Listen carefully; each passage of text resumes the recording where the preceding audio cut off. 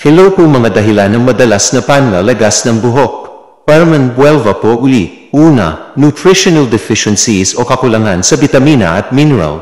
Ang kakulangan sa mga bitamina at mineral tulad ng iron, vitamin D, zinc, at biotin ay maaaring magresulta sa madalas na panlalagas ng buhok. Ang kakulangan sa iron ay nagdudulot ng anemia na nagbabawas ng oxygen supply sa buhok, kaya't nagiging mas mahina ang hair follicles.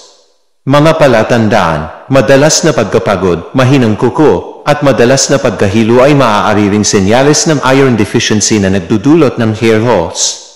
Pangalawa, autoimmune diseases o alopecia areata. Ang alopecia areata ay isang autoimmune condition kung saan inaatake ng immune system ang hair follicles, na nagre-resulta sa patchy hair loss o panlalagas sa isang bahagi ng ulo. Madalas na hindi agad ito nauugnay sa hair loss dahil ang iba ay walang ibang sintomas. Pangatlo, polycystic ovary syndrome o PCOS.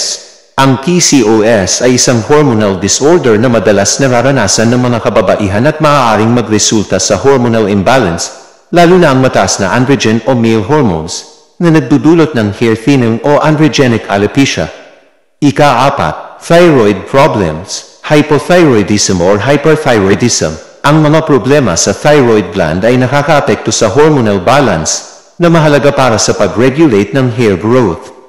Ang hypothyroidism o hyperthyroidism ay maaaring magdulot ng telogen effluvium, isang uri ng hair loss kung saan maraming buhok ang napupunta sa resting phase ng hair cycle.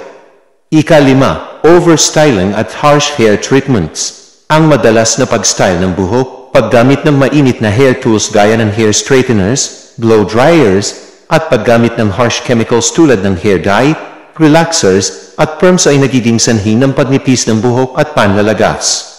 Ang traction alopecia ay isang uri ng hair loss na dulot ng sobrang paghila o tensyon sa buhok, lalo na kapag madalas gumamit ng tight hairstyles.